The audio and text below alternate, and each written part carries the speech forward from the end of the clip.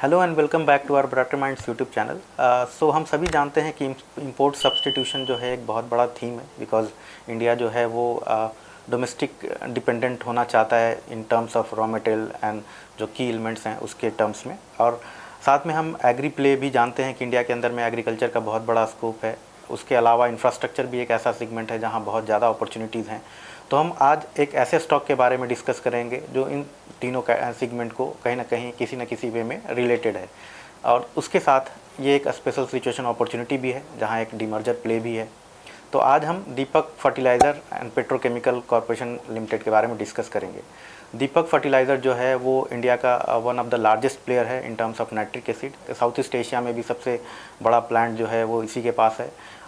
Isopropyl alcohol का भी only manufacturer है ये इंडिया के अंदर में, जहाँ इसकी मार्केट शेयर जो है तकरीबन 85% है। नाइट्रिक एसिड के टर्म्स में भी ये काफ़ी अच्छी मार्केट शेयर है, वहाँ पे डोमिनेंट प्लेयर है वहाँ पे। उसके अलावा मिथनॉल का भी प्रोडक्शन करता है एंड कार्बन डाइऑक्साइड भी करता है। बेसिकली ये जो है इंडस्ट्रियल केमिकल के अंदर में आते हैं, जो एक रॉ मटेरियल है कई इंडस्ट्रीज़ के लिए। जैसे आइसोप्रोपाइल अल्कोहल जो है वो फार्मा इंडस्ट्री के मैन्युफैक्चरिंग में यूज़ होता है। इन मिथनॉल का भी वहाँ पे काफ़ी अच्छा इस्तेमाल होता है, काफ़ी बड़ी मात्रा में इंपोर्ट भी होता है वो चीज़। तो उसको एक तरीके से इंपोर्ट सब्सटीट्यूशन का थीम है ये, वहाँ पे चीज़ों को करता है। साथ में इसका एक दूसरा बिज़नेस है जो माइनिंग केमिकल है। माइनिंग केमिकल बेसिकली कोल की जो माइनिंग होती है स्टील इंडस्ट्री के अंदर में जो है, या फिर सीमेंट के लिए जो सारी चीज़ें हैं वहाँ पे माइनिंग में जो यूज़ होती है वो पूरा केमिकल ये बनाता है। और एक काफ़ी अच्छा लीडरशिप वहाँ पे भी है इसकी। साथ में इसके अलावा ये एक तीसरे बिज़नेस के अंदर में भी है जो फर्टिलाइज़र है। फर्टिलाइज़र जो है बेसिकली ये स्पेशलिटी फर्टिलाइज़र में भी है, NPK फर्टिलाइज़र्स के अंदर में भी है, ओनली सॉल्युबल फर्टिलाइज़र्स भी बनाता है। इसका जो फर्टिलाइज़र है वो महाधान के नाम से मार्केट में सेल होता है। अगर हम इंडस्ट्रियल केमिकल की बात करें तो इसके क्लाइंटेल भी काफ़ी अच्छे हैं। वहाँ पे आरती इंडस्ट्रीज़, सिप्ला, अतुल जैसी कंपनियाँ इसके क्लाइंट्स हैं। इन माइनिंग केमिकल जो है मोस्टली सीमेंट कंपनीज़ हैं। कोल इंडिया से इसका काफ़ी बड़ा रेवेन्यू आता है, कोल इंडस्ट्री बेसिकली वहाँ से इसका बहुत अच्छा रेवेन्यू आता है। और उसके बाद अगर हम फर्टिलाइज़र की बात करें तो ये महाराष्ट्र में लीडरशिप पोजीशन में है और कई स्टेट्स में टॉप 3 प्लेयर्स के अंदर में भी आता है। तो ओवरऑल कंपनी की जो अपनी एक लीडरशिप पोजीशन है इन एवरी सेगमेंट काफ़ी अच्छी है, काफ़ी स्ट्रॉन्ग प्लेयर है उस सेगमेंट के अंदर में। अगर हम लेटेस्ट डेवलपमेंट की बात करें तो इस कंपनी के अंदर में जैसे हम सभी जानते हैं कि अमोनिया का एक्सपेंसन कर रहे हैं, कैपेसिटी को एक्सपैंड कर रहे हैं। अभी करंट लेवल से 5 लाख MTPA का एक्सपेंसन चल रहा है, जो कि Q1 FY23 में कहीं ना कहीं कंप्लीट हो जाएगा और वो एक काफ़ी बड़ा स्केल देगा इस कंपनी को। दूसरी जो इनकी माइनिंग केमिकल वाला जो सेगमेंट है उसके अंदर भी काफ़ी बड़ा एक्सपेंसन का प्रोजेक्ट चल रहा है। वहाँ पे भी इनकी कैपेसिटी बढ़ के 8.6 MTPA हो जाएगी और वो टाटा सेज के अराउंड हो रहा है, तो वो काफ़ी हेल्प आउट करेगा इनको as in terms of clientele. अभी रिसेंटली हमने देखा कि आरती इंडस्ट्रीज़ के साथ भी इनका 20 ईयर्स का कॉन्ट्रैक्ट हुआ फॉर नाइट्रिक एसिड सप्लाई के लिए, जो 8000 करोड़ का कहीं ना कहीं रेवेन्यू विजिबिलिटी देता है वहाँ पे। तो ओवरऑल अच्छी कंपनी है in terms of quality, in terms of leadership and in terms of dominant player. तो स्पेशल सिचुएशन के पॉइंट ऑफ व्यू से अगर बात करें तो कंपनी के अंदर एक कैटलिस्ट भी है, एंकर पॉइंट भी है। वो ये है कि कंपनी ने बिज़नेस का डीमर्जर अनाउंस किया है। उसका डीमर्जर का जो रेशियो है 1:1 है, यानी कि जो अभी शेयर होल्डिंग पैटर्न है उसको मिरर करेगी वो न्यू कंपनियों के शेयर होल्डिंग पैटर्न्स। कंपनी ने अपनी माइनिंग बिज़नेस को अलग किया है, माइनिंग केमिकल का जो बिज़नेस है उसको अलग किया है और साथ में फर्टिलाइज़र बिज़नेस को भी अलग किया है। कंपनी का प्लान जो है वो आगे चल के दोनों कंपनियों को सेपरेटली लिस्ट करना है। करेंटली जो दीपक फर्टिलाइज़र है उसके अंदर केमिकल का बिज़नेस है। कंपनी का जो रैशनले है डीमर्ज करने का, उनका अपना मानना है कि कंपनी बेटर फोकस्ड हो पाएगी, बेटर वैल्यू अनलॉक कर पाएगी, वहाँ पे ग्रोथ के पोटेंशियल्स ज़्यादा होंगे, उसके अंदर इकोनॉमी ऑफ स्केल्स आएगी, सेम डिस्ट्रीब्यूशन चैनल एंड सारी चीज़ों के ऊपर वो फोकस करेंगे और कहीं ना कहीं वो ज़्यादा वैल्यू क्रिएटिव होंगे।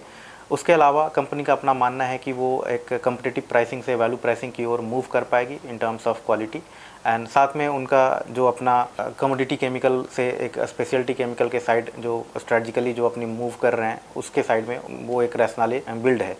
कंपनी जो है अभी अमोनिया का जो एक्सपेंशन कर रही है वो माइनिंग केमिकल के अंदर में आएगी और उसका जो डेट है उस प्रोजेक्ट से रिलेटेड तकरीबन 3000 करोड़ टू 3500 करोड़ वो उसी बिज़नेस के ऊपर चला जाएगा। ये दोनों बिजनेसेस जो है कंपनी का प्लान है सेपरेटली लिस्ट करने का। हम सभी जानते हैं कि कई सारी रेगुलेटरी अप्रूवल्स की रिक्वायरमेंट होती है और कंपनी का अपना मानना है कि एनसीएलटी के अप्रूवल्स तकरीबन 6 to 9 मंथ्स लगेंगे उसको अप्रूवल आने में, एंड देन उसके बाद वो स्ट्रैटेजिक इन्वेस्टमेंट भी ला सकते हैं एंड उसके बाद वो सेपरेटली लिस्ट कर सकते हैं उसको। सो अगर फाइनेंशियल्स के टर्म में बात करें तो कंपनी तकरीबन 7600 करोड़ का इसने सेल्स जनरेट किया था इन FY22, जहाँ पे 1350 करोड़ का इनका EBITDA आया था और जो EBITDA मार्जिन थी वो तकरीबन 18% के आसपास थी और जो पैट था वो तकरीबन 680 करोड़ का इन्होंने जनरेट किया था।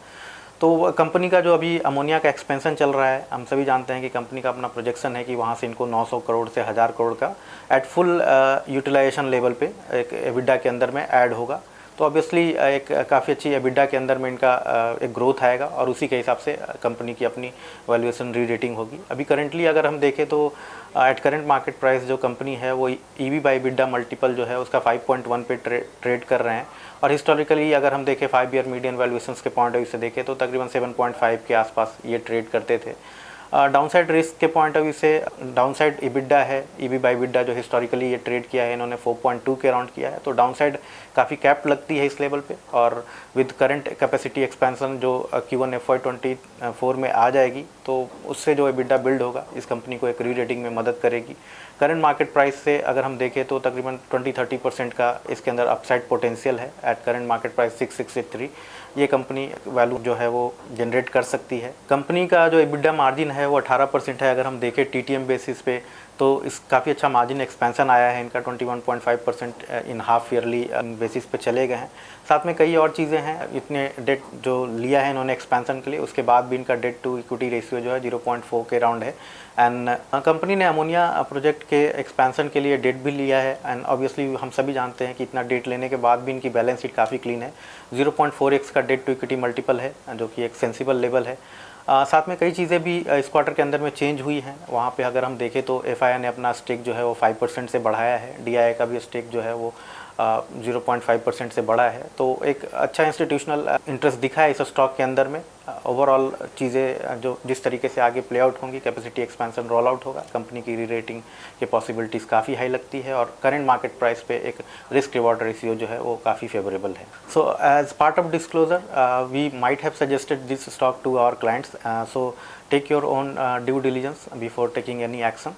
सो आई होप कि आपको हमारी ये वीडियो अच्छी लगी होगी। इसी तरीके की नई अपडेट्स के लिए आप हमारे यूट्यूब चैनल को सब्सक्राइब कर सकते हैं और लाइक भी कर सकते हैं सो दैट आपको वो नोटिफिकेशन रियल टाइम बेसिस पे मिल सके। And thank you for watching and have a good day.